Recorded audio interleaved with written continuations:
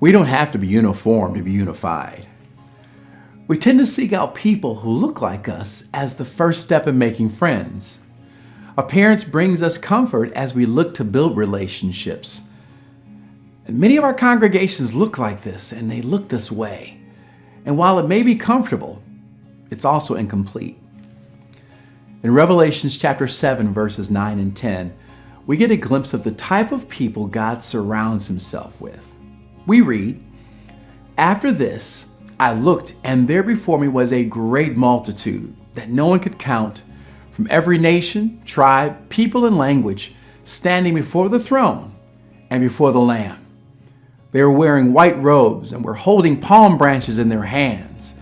And they cried out in a loud voice, 'Salvation belongs to our God who sits on the throne and to the Lamb.'" God's throne is surrounded by the beautiful diversity He created.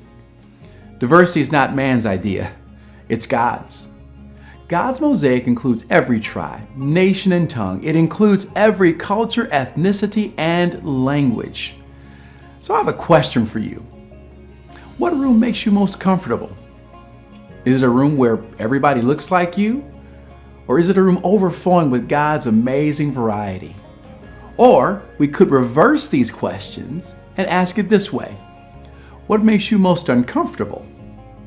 Are you uncomfortable in rooms filled with different types of people? If we are uncomfortable with God's mosaic, we have to ask ourselves, why?